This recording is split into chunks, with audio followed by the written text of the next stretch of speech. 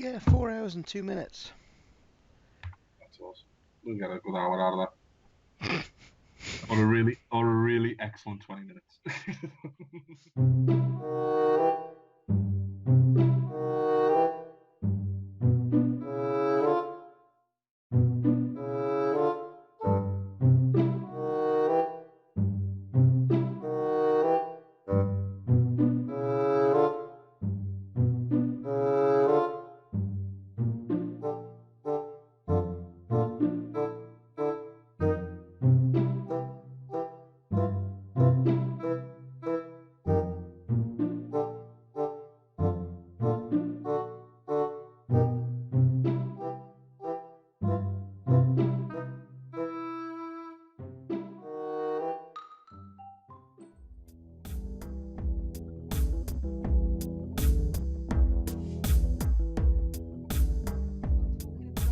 Christopher Brookmyre's new book's just horrifically good. Is Black it? Widow. I Yeah. haven't read it yet. I've got it here. Oh my god, he's sickening. I'm stuck. He's gonna have to go on the list of people I can't read when I'm writing. He's just so fucking. Do you want me to kill him for you? Yes. In fact, Luca could He's probably do it, like a really bad tackle, and Yeah. gangrene will set in. I Oh, could do it. sounds like a nice guy. No, He I'm is, not gonna but you wish know, it on. sometimes the nice guys have to get killed. Yeah. Oh, isn't he up from? He's up your way, isn't he? Yeah, he Glasgow. lives just down the road in Paisley. Hmm. God, it's just. I can't believe I've not read his stuff before. I don't know. I don't think I have. No, I always thought he was like a comedy writer, and I thought he was a bit like Bateman. I think that's maybe Uh, what He put is a me off a he is bit. a bit, but like his comedy stuff's really good. But Yeah, he does serious as well. it's such a good. To me, like a load of it, like probably 70% of the book, 60% of the books, from the point of view of this kind of this surgeon who's suspected of murdering her husband. He's got her voice absolutely perfect. I mean, it really is what Gone Girl should have Oh been. fuck! I can't read that book now, can I? Why? Because I'm gonna write that story. I'll end up stealing it. Yeah, but no. if you don't read it, then you won't know how to change yours so you're not stealing it. You have to read stuff that's close to yours. This is worrying. Well, no, because I've got this really awful one at the moment that's similar to something I want to write, and I really don't want to read it, but I've got to because if you don't read it, you need to know what they've done so you can do something different. And it's not anything like what you've said about yours that you're going to write. It isn't anything like that. There's none of it's it's the storyline isn't built with an unreliable narrator. It's basically built with tricky construction That sounds of better. of her holding back and Parla Bain holding back, and it's basically the mystery has all come from the construction of the timelines. Oh, it's a So Parla I think Bain you book. I probably didn't realise it was Parla Bain. yeah. So he's maybe like 25%, 30% of it, something like that. But it's mostly this woman. Hmm. As you really read it just so you know that you're not going to cover the same ground, but you won't. I don't think. I'm pretty sure you won't.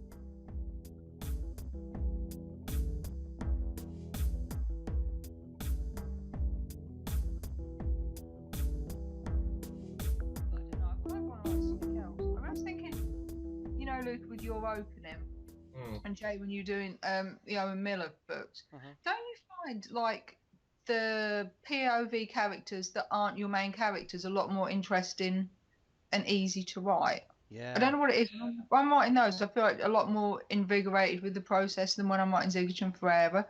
So it's like you get a little bit more bored with your series characters, even though you know them better. You get more bored with them, and you're not exploring like you are with just the one book characters. Yeah. Well, Yeah, I mean, the way I look at it with that is that, like, you've got your main characters who would have to carry the story, whereas you get these little POVs like that come in around it that Hmm. don't really have to do anything other than to just add a little bit of color to the picture. Do you know what I mean? So it's like you've got like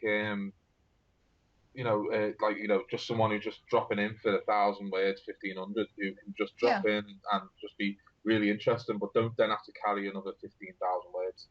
So I think they are easy to write, but if to do something from that point of view all the time, like throughout the book, they just become like another main character that we would just get, like, oh, this is a slog as well because Yeah.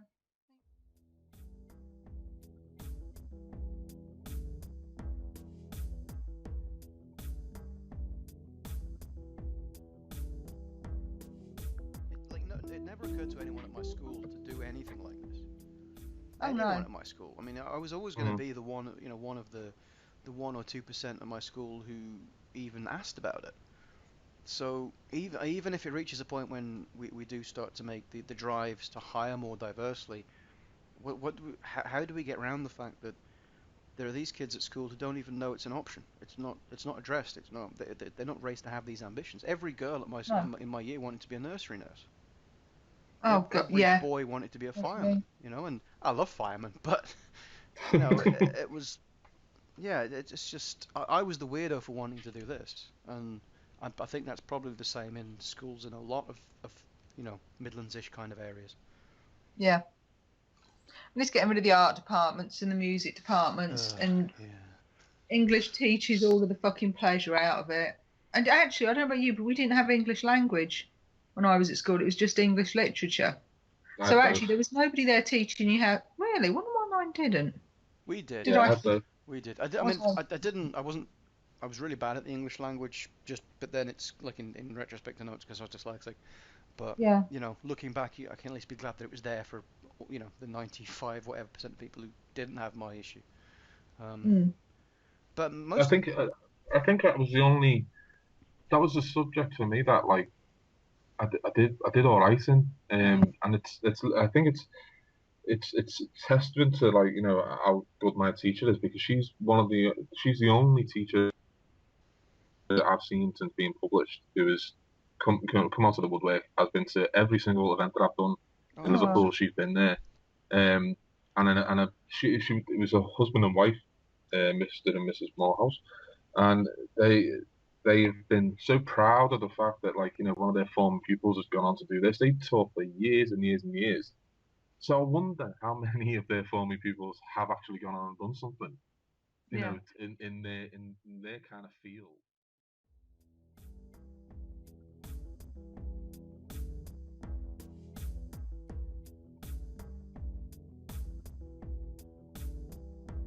I think the problem for me was that I found aspects of school life too easy for me, and it was like I never revised for any exams or anything like that because I always felt like I was, this is too fucking, too good for all of this. And I found out very quickly after leaving school that I wasn't at all. And I wish I'd have paid more attention. But I was just a horrible teenager. This is why it's wrong to send teenagers to school. It's the wrong time to be making them do shit like this. At 16, your mind isn't on this. These exams will affect the rest of my life. Your mind's on. I'm going to go down the park tonight and drink 3 liters of cider and smoke and hopefully get off with Michelle from around the corner. It's ridiculous to then put that pressure on these kids to Yeah. say like what you do now will affect you for the rest of your life. It'll That affect pressure you that got going to on me. I and remember. I mean, it was my GCSEs or whatever. I remember. I was actually, as a teenager, I was starting to get stressed. Just because it was so much like you've got to do this, you've got to do this, you've got to do this, and it wasn't like I stopped turning up to school, not just because of that. Like, that was a good excuse, but I just stopped turning up to school because other things were more fun. But when I got caught doing it, I sat down and I said to the teacher, "But like, you're putting all this pressure on me every time I turn up." He actually said, "Look, most of this doesn't matter. Hmm. Just turn up, try and have some fun, and then take your exams and leave." Look, well, if more kids were told that, it probably wouldn't be so bad. just want to. I just think we've got a really weird way of our school system. I need to watch the new Michael Moore documentary because he's done a big thing about Finnish schools, Hmm. and apparently they work very differently in Finland. And I wondered if that's any better. I think they're in school a lot less, and more. Well, it's more on the. I don't know. I need to look at it and see, but it's like apparently have a very different school system over there. Because I just think it's really bizarre the way we stick our kids in school at 4, and then like in 12 years time or 14 years time, it's like, are you good enough to go to university? No, okay, then Yeah. fuck off. It's like it's Yeah. weird the way we work. It's like and you've got this whole, it's weird. There's no, it's just like we are animals, and we go through a stage of like of puberty, I don't know any other animal that would be like, right, okay, this is the most difficult time that you're gonna have. Yeah, You make all know, of if your big you're decisions right now. you're gonna do everything that's majorly important now. You know, it's like we're not taking a giraffe and doing the same thing. It doesn't make any sense to me. And it never has. It's like I look at my eldest now is 10, and like I can already see her growing up and things and changing, and it's like I can't imagine how difficult it's going to be for you in a few years Hmm. when you got all this stuff going on inside you, but you've also got to look down and think it's much more. I always felt like it's probably going to be more difficult for her than it was for me, and it's like I just don't get it. I don't understand why we decided this is how we do things. It's like it just seems really bizarre to me There was a because it is. George, there was a George Pelecanos book I read that was about.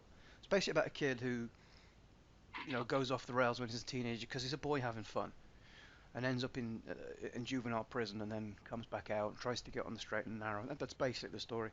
But then, like, there's research he did that I ended up reading up on afterwards because I found it interesting. Was that they showed brain scans of basically of a young male in his early 20s and brain scans of a young male in his late 20s, and it's two completely different brains, completely different brains. The brain chemistry is on you know is it almost looks like two completely different brains. The, Mm, the the bit of you that makes decisions isn't in charge when you're 21, and it is in charge by the time you get to 28, 29. So I can only imagine what that scan must look like for a teenager. And yet we are loading these kids up with the idea of like you've got to make every decision that matters right now. Why? mm. I can barely make good decisions now when I'm 35. I I'm like, wonder if people who've got like really domineering parents actually do better because they essentially make all of their decisions for them in their teens. It's like you are going to work hard at school and you are going to study this and then you are going to go to this university. Mm. They probably have a really miserable time, but somebody else is making their decisions for them. that's probably right. Though. I, I mean, I think that's the best explanation I've heard for it. I think that's that, what that it needs to explains the be like. political class and all of them to an extent. Then they at Their the stage when autonomy's the taken rest of off. us are trying to make all of our decisions, they didn't have to make any. No. Mm, I think you've cracked yeah, Woohoo! right. it. Write it That down, bit in. otherwise you forget That it. bit in where I look clever. So it's not like the privilege of money so much as it's the privilege that really matters is the privilege to have had years when you didn't need to make decisions. Yeah. And where you were insulated from making the wrong ones because you just weren't making them.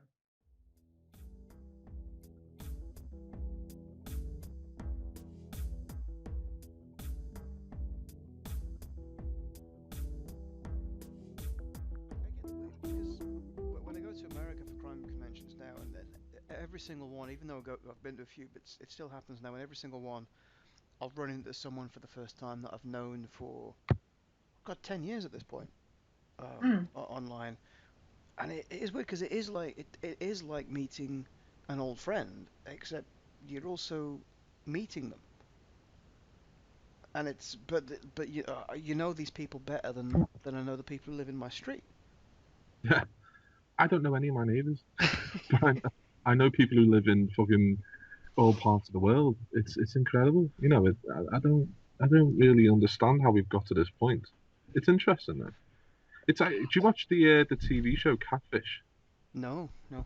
No, I've seen the film. I thought it was very good, but I haven't seen the series. I mean, the TV show is very MTV Yeah. style reality scripted, but it's still you still get a lot of the stories on there where like someone's there's a lot of them where like we've been talking for 7 years, but we've never actually seen each other, and then they meet up and and they find out that what who they thought they were talking to was someone very different.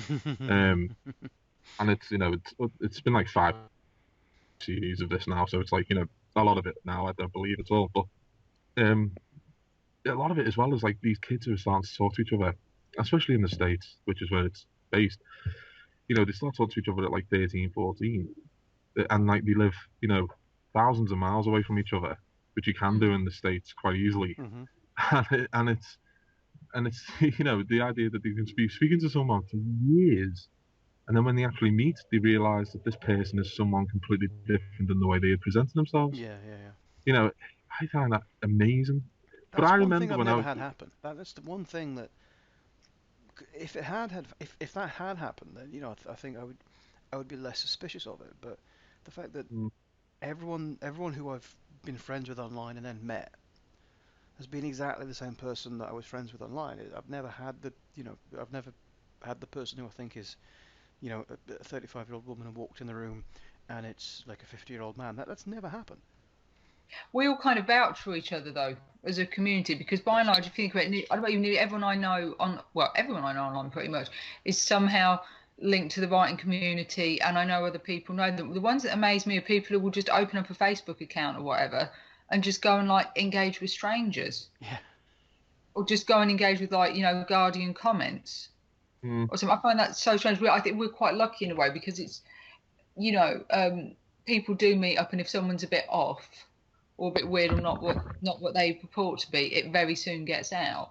But That's the true. whole yeah, idea of just somebody just like, especially maybe I don't know, older people who are a little bit isolated, just suddenly one day thinking, oh, I'll open a Twitter account or a Facebook account and like befriend people. That's weird.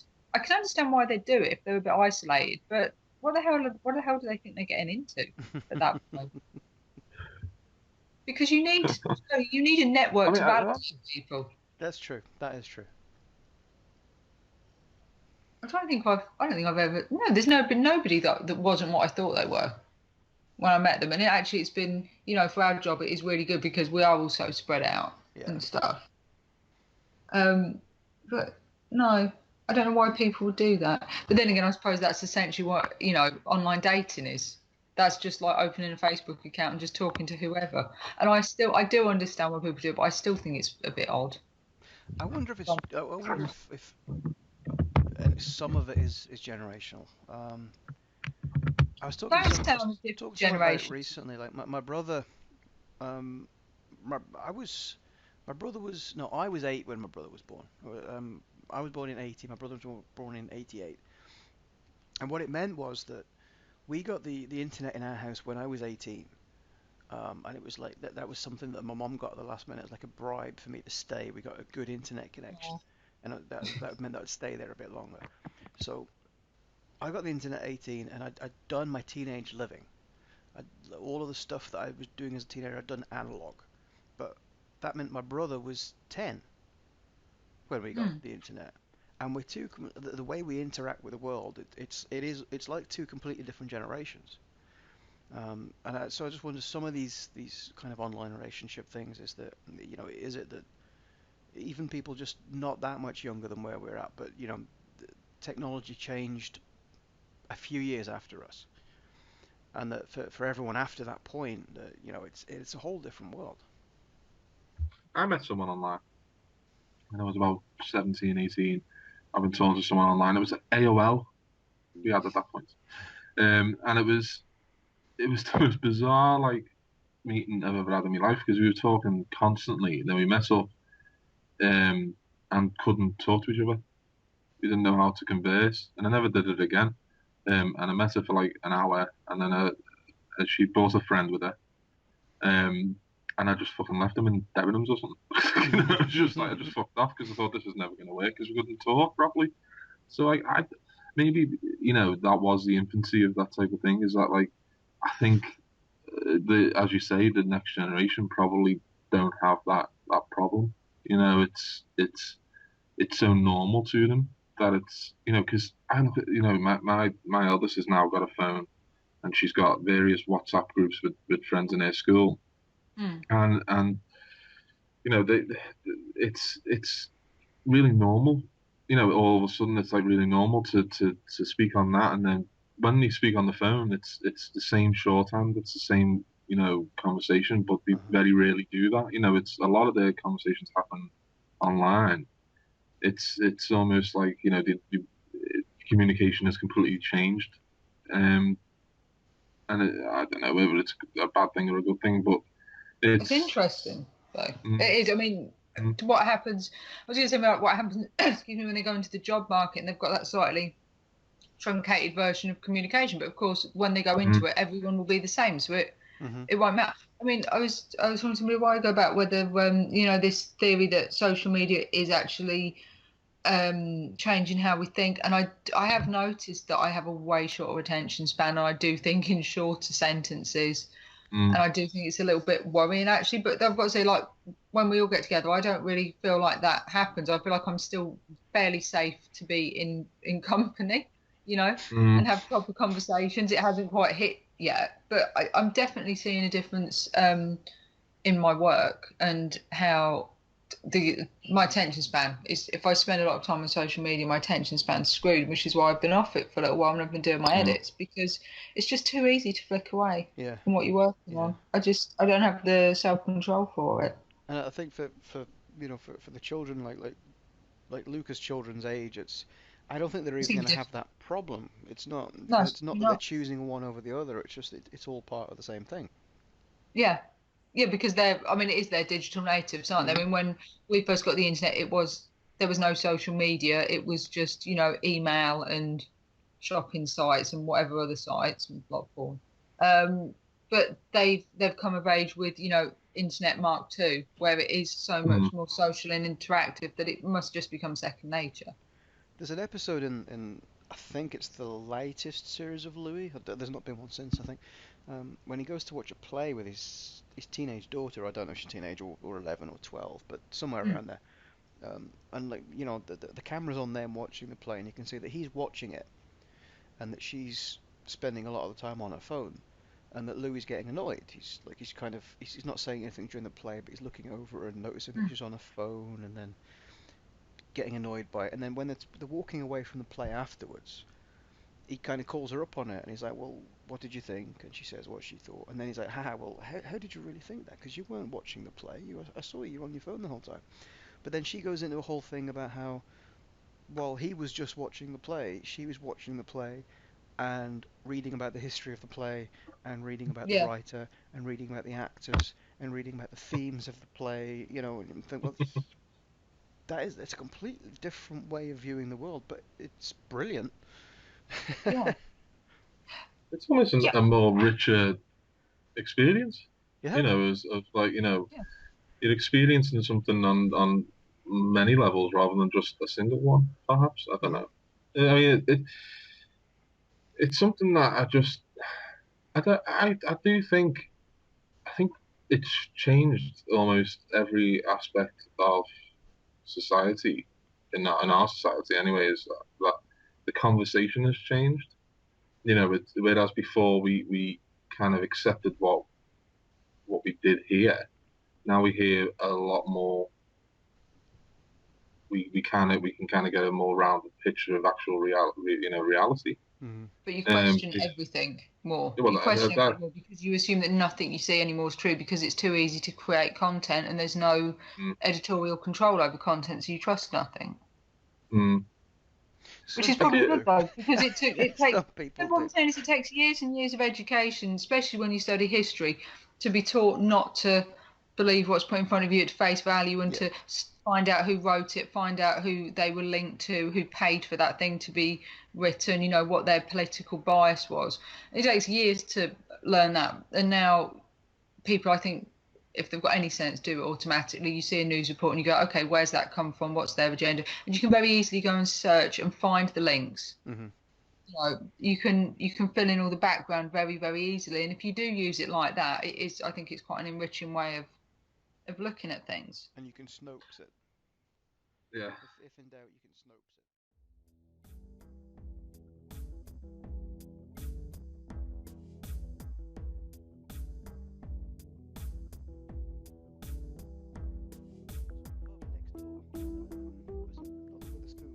Classy version of Witherspoon, the same company, Lloyd's. So you'd be drinking in that, and then you'd just step outside, and Billy Connolly would walk down the street towards you and just stand and chat for 10 minutes. And you'd be like, this is almost like being famous, except I work in a call centre. See, I believe that, because I always joke now that we do have a certain kind of fame.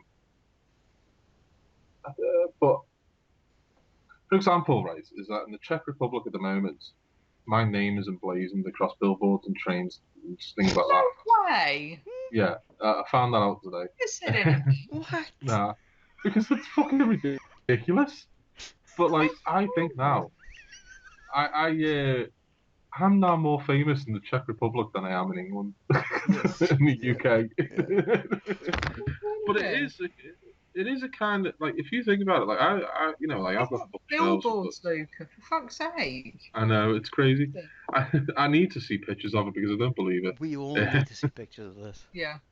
But it's yeah, it's just great. It's just it's amazing to think that, like, you know, and I got like one of the first. I don't think I've heard from anyone from the Czech Republic before this week, but I got a really nice email off someone the other day, who the subject line was something like, do I know who the best writer is?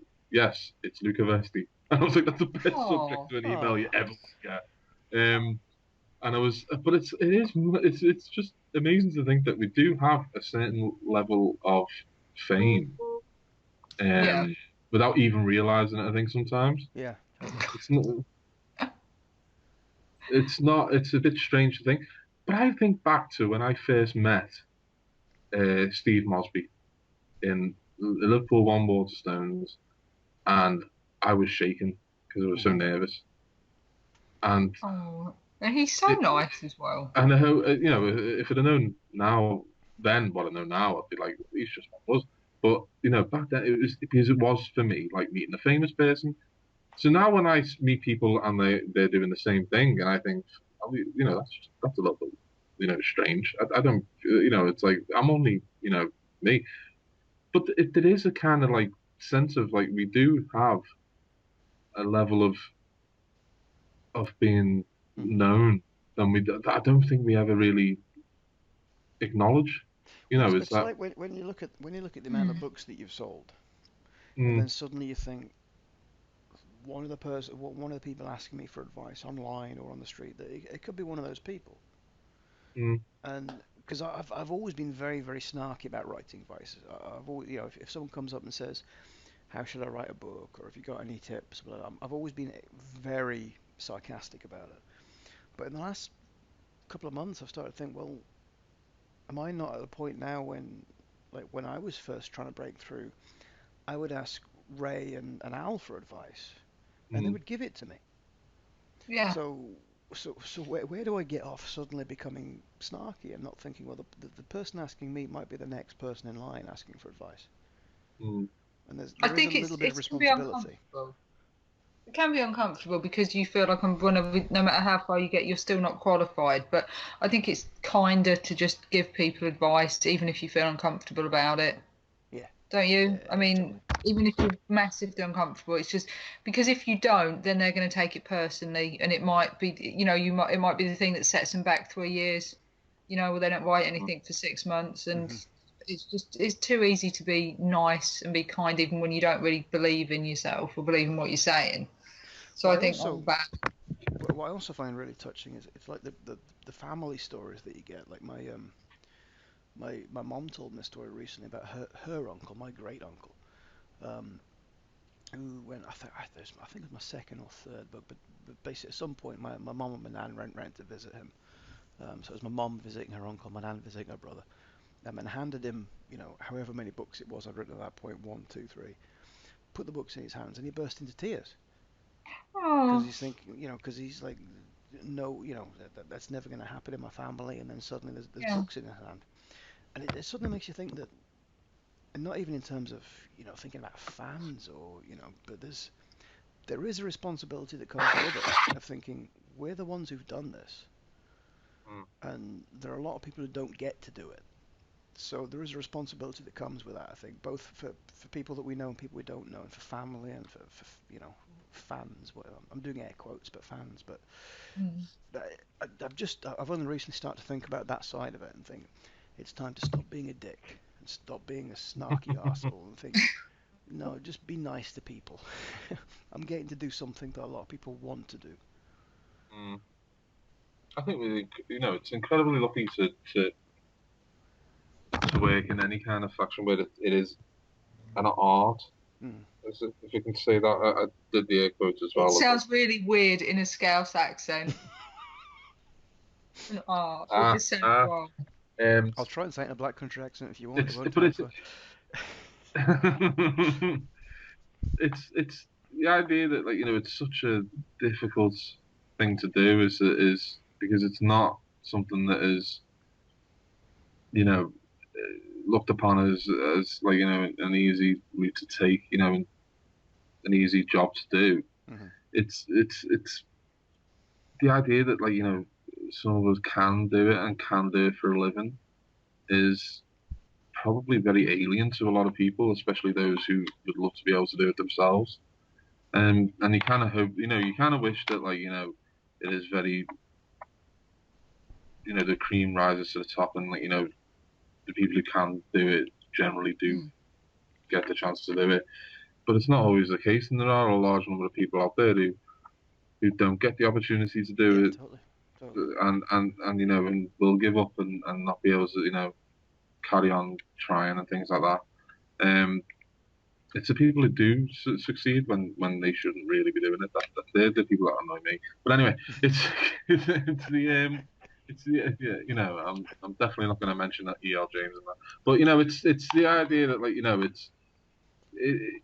we kind of forget sometimes. I think how it's not so much lucky because there's a lot of hard work that goes into it, but the fact that we get to do something that there's so many people who don't get the chance to do it does give us a large responsibility to I think of it as in like when I sent out Dead Gone to the writers that I knew before it was published, and they gave me a blurb, and I ended up with like fucking 1,700 of the things in the front of the book. But it's that kind of thing. Is that like if someone asks me for a blurb, I'll always do it. Oh, totally. Because it's something it is that kind of little boost of like look, I'm a bit further ahead of you, so if I can do anything to help, then I'll do it. And I'll never forget the people who turn me down. Yeah. Do you know, I was turned down by because I've never had blurbs on my books, but part of it's because the last few books I've not asked for them, because anyone that I want a blurb from now I'm friends with, and I feel uncomfortable asking them for it. But my first book, I went too ambitious. Like my first book, I sent messages to Billy Bragg, Chris McQuarrie, who wrote The Usual Suspects, and Alan Moore. Still stuck on Billy Alan Bragg. Moore, who wrote Watchmen and V for Vendetta, and so many other favorite comics. And because my thinking at the time, which I thought was clever, which it was, what I don't want is I don't want blurb from crime writers. I want blurb from outside the box. So I want a Billy Bragg fan to pick up my book and go, "Oh, Billy says that's good," or I want an Alan Moore fan to pick up my book and say, "Oh, Alan says it's good." But the trouble is, firstly, most of them didn't get back. The one who did was Alan Moore. And he said no. Nice manners, though, and by that point, you think, well, maybe I should have just asked, the people in crime who I know to blurb me. But now I can't. The people I would want to blurb me now are friends, and I don't feel comfortable turning around to a friend and just going, "Hey, do you want to blurb me?" It feels weird. Yeah, but you have to do it even if you don't feel comfortable. And your friends don't feel weird about it because they have to do it as well. We all know, how it works. And everyone's uncomfortable with it, I assume, apart from people who are complete, arrogant dicks. But I hate asking so much. I think you're so reliant on your editor or whatever sending things out and doing that job for you. But that's I want someone else to do blurb for me.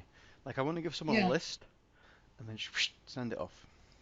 I mean that's what they should do ideally. But then again, they want you to use your personal contacts because you're more likely to get the right thing. The trouble is sometimes the personal contacts thing is like they get back into and they say, "Well, who have you got?" And you give them a list of people that would do it if you asked, and they go, "Well, those people aren't like they're not marketable." They're not famous. Like, well, that's who I know. They're my friends. Yeah. Just sitting there judging who you hang out with, obviously, bastard. But it was a learning experience in terms of the fact that some of the authors who I worship in terms of crime fiction. Some of the authors who are the reasons that I write crime, if I put those in front of the publisher, they're going to point out they actually don't sell. They're names to us, but they don't sell. Mm.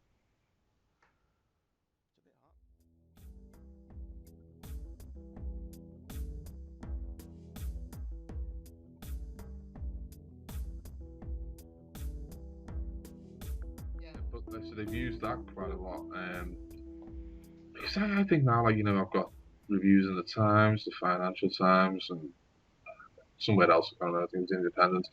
And it's, it's like, well, just print that one instead. Don't keep using the same one. But I suppose in a way they're like, look, we want the people who like Mark Billingham. They're gonna like your books as well because you're writing a similar genre. We want those readers, so that's who we're gonna market it towards. Of course, it leads to problems like I had when I went into there's a charity bookshop around the corner from where I live.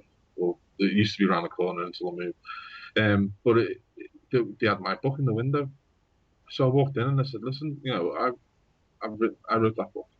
Do you want me to sign it for you? You can throw a couple of quid on it. It's only like you only got it for like £2 now. Maybe get £4 for it." She was like, "Oh yeah, that'd be brilliant." And then she started saying to me like, we had someone in the other day who was like asking about all your books. Do you have like, you were looking for like number 10 in the CDs? And I'm going, this is only the second one. I don't know what you're talking about. And she said, you got all of them now. You got, why'd you write in London though if you live around here? It turned out that she thought it was Mark Billingham. And it was she then said that like she not sold this woman my book because the woman was pretty sure that she had it already, but had managed to sell 3 Mark Billingham books that she'd had on the shelf based on the fact that she'd liked that one. So it was I was like, hang on a fucking minute. So not only do you think I'm Mark Billingham, but you've also sold a bunch of his books based on the fact that it was my fucking book in the window and you didn't even sell that book. So, but I think at some point, I think there are some people who it does work, and I think the problem is that like there's always the arguments like what works? Does the cover work? Does the blurb work? Does does the quote work? Does what that doesn't work for me? So that I think different things work for different people. It's like I know that I'm always seduced by a very nice looking hardback. Yeah. The Farm by Tom Rob Smith. I was completely seduced by the look of that book. I've still not picked it up and read it, and I have no idea what the book's about. But I bought it based on the fact that I liked the fucking cover. That was literally it. I'm very easily seduced by that, but I know people who don't even fucking look at the cover. They don't even bother looking at the cover. It's just like turn it over straight away and read the back. And then I know people who are like, oh, if Mark Billingham likes it, then I know his name, so I'll take a chance on that. Because I've had messages from people who have said that they bought my book based on the fact that Mark Billingham quote was on the front. So I think everyone's a bit different. Who's on the front of yours, Eva? Oh, well, Ian Rankin's going to be on the cover of the paperback. Now I've got his quote in. That's fucking good quote. That was it.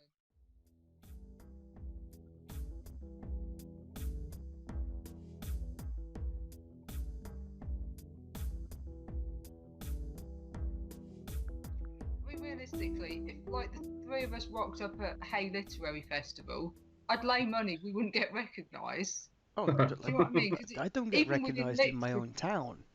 You get recognised at events, though, don't you? Yeah, I do. But yeah.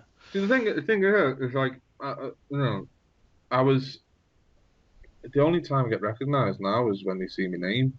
Which is very rare that you give your full name out to anyone. So I get recognized. Like I think I told you about getting recognised at the fucking hospital when I was there, and it was I got very good treatments because of it. But it was it's still fucking. It was really bizarre in that like, are you that Luca Vesti? And you're like, why? What have I done? What other Luca Vestis are there? Well, that was my point. It was like, but at first I was like, it depends what you're talking about. It depends who you mean. And I was like, hang on, they're hardly going to fucking mean anyone else because with this name, there's no other ones around. So it's not, it's not going to be, I've only just no, shaken off that I meant, aspect of like if people, with my surname, I've just assuming that if people want to talk to me, it's because I'm in trouble. I've only just shaken that off. I mean, it's not. I mean, like, there's only there's very few writers who would gain that level of crossover. J.K. Rowling is one of them. Stephen King's probably another one who would be visually recognised. Mm. Do you know someone who probably wouldn't be? Stephanie Meyer. I don't know what she looks like.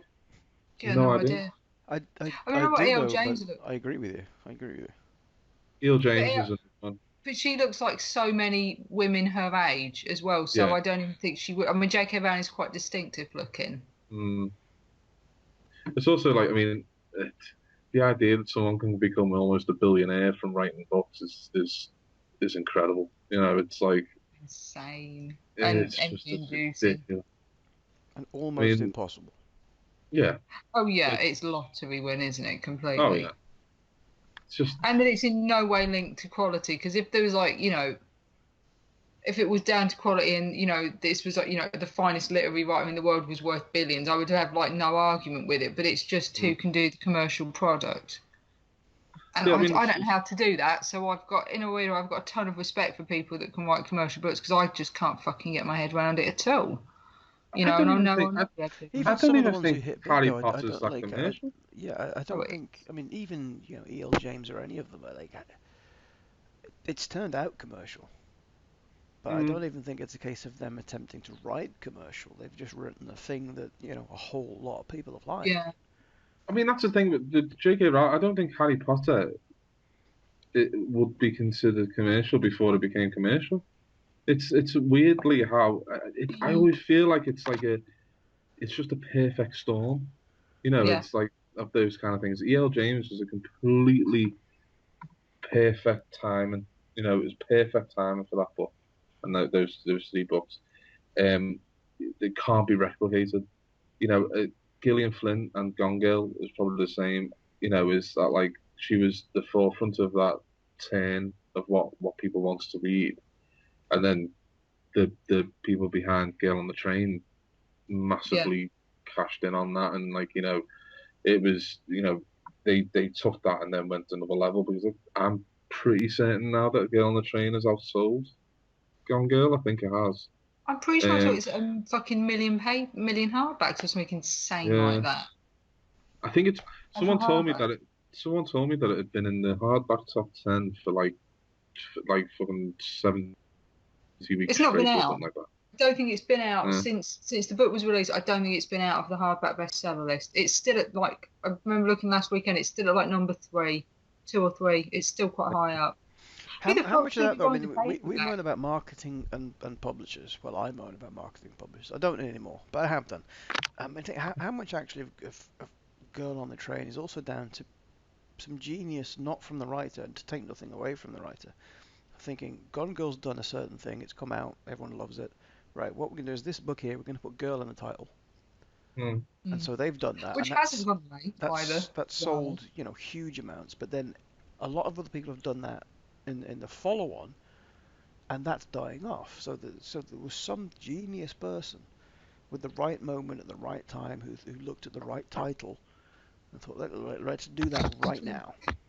I think it's mostly PR with Girl on the Train. It is a page turner, but I don't think it's the best piece of domestic noir out there by a long way. I mean, I'm gushing about Chris's at the moment. I think Black Widow is probably the best bit of domestic noir I've read for quite a long time. I think that was, but it's a page turner. Just in case this makes the edit and the other one doesn't. You took my Brookmire. Brookmire. I think that's and I feel quite weird about that in a way, because it's kind of I've read all this domestic noir by women, which I found a bit weak, and now here's this guy who's kind of stepped into the arena and done a fucking amazing job of it.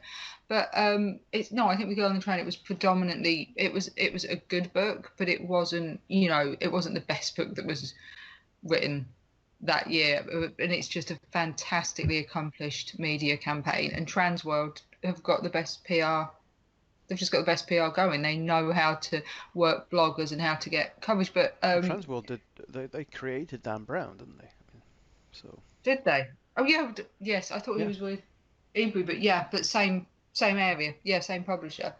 But no, they're very very good at. They're just really good at doing it. I think a lot of people look at them from the outside and go, "Fucking hell," you know. But I don't know.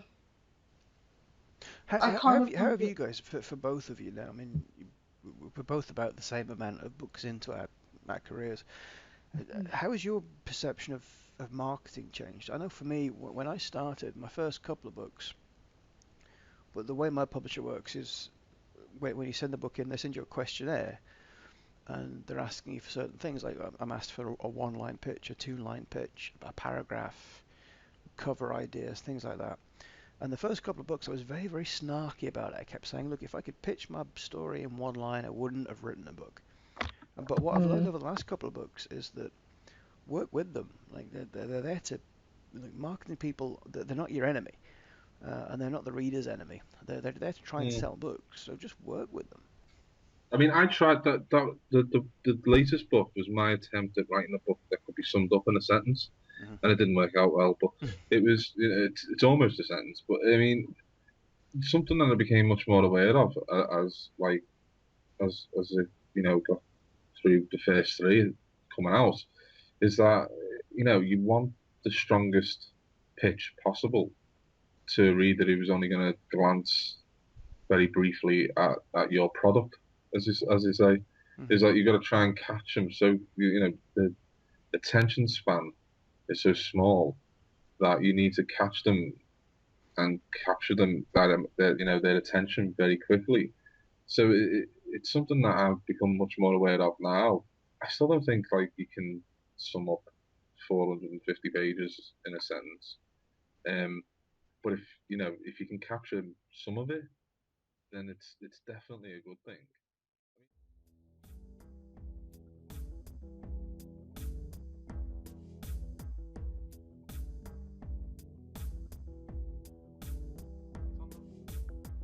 I'm so used to. I mean, like with the last book, I kept everything in my head. I did everything in my head. Um, I was walking around with the entire book in my head for like 3 months, and it was horrific. I don't want to ever do that again. But I Mm. don't know if I've written it down. I don't know if it would have made sense. And I might have lost something rather than just like living with it in just internally of like, and this links to mm, this and this links to this, and like Eva's read it, so she knows it's quite multi-layered in the fact that there's a lot to keep going to back to the main thing, the main storyline. There's a lot of little branches that go out and out and out, but it was something that I think if I'd have written down, I don't think it would have come out properly. It was also the easiest edit I've ever had, which is bizarre. yeah. It was That's the easiest. maybe it's because you wrote it quickly, so you were very much inside it, and I do think that's the best way to work if you can. See, I just don't want. One of my problem is that like because I wrote it so quickly, is that I'm worried that like if I tried it again, it wouldn't work. But I do think that had something to do with it. It was that I wrote it so quickly that it came out fully formed because it Mm, was like I've got no time to even think about this. It needs to be so yeah, on point. I can't fuck about. I've got no first draft. This is the draft. It's like yeah. there was no chance of me kind of fucking about with. I'll write my way into this, and then I'll write my way into that, and then I'll get myself out of that hole later on. And I didn't have the luxury of time to do that. So like when I was living it for those months, it was like, right, okay, everything's got to be thought out properly. But I don't know if that would work every time. Because like I was speaking to my editor the other week, and she was like, maybe you should just do that every time. Is like start writing something in the summer, and then when it gets like 2 or 3 months before the deadline, you come to me and you say, "Listen, I fucked it up. Can we do this instead?" And I'll say, "Yeah, go ahead then," and then we'll do it that way. But it was the easiest edit I've had. In the fourth book was the easiest one. There was barely anything. There was little bits, just like fiddly little bits, like just can we go back, just change that a little bit, just move that around. Can we, strengthen this character a little bit more? we explain this little thing a little bit more? But with Bloodstream, it was like, can we move the entire first part of the book to the middle? And I'm like, what? What the fuck are you talking about? No. There was nothing like that. There was nothing massively structural that needed to be sorted. Now I'm either my editor has checked out at this point and it's just like fuck it, or I think or I've sussed it out. I've sussed out how it works. I think it's that one. I think it's just. I think more than anything, I think it's just like the pressure of the deadline and not wanting to miss a deadline. Yeah, I'm deadlines still are happy important. Yeah. I've still never missed a deadline. And I don't know whether to be proud of that or not because the amount of people who do miss deadlines, I'm like, fuck, I'm the only person who is fucking hitting these deadlines, you bastards. And you actually do have the perfect journalist name, and I only just realised. Jay Stringer. Yeah. Damn. People used to think that my name was fake. Like, it was weird. It is. It also sounds good, like J Stringer, Pet Detective. It does. I always any kind of cool name like that. I always put Pet Detective after them. Sounds good. It also sounds like a PI's name, but yeah, you know. Or a Pet Detective. There you go.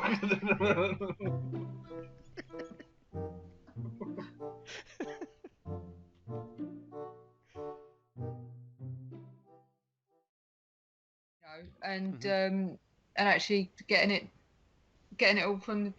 right through from the beginning to the end, and that's what you got from James Patterson. Actually, you two, do you know what I think I'm going to as well? Because I actually really had a yeah. What? No, what? No messages. What? No, I was just saying. Do you wanna? Something happened to Eva then. I think we were all reading the message at the same time. That's what happened. It was just really bizarre to me. Like, I think I'm gonna have to. Yeah, okay. It was like a giraffe had entered the room, and it was like, yeah. There's a giraffe in my room. There's a giraffe in my room, and that means that I think the giraffe means it's time to go.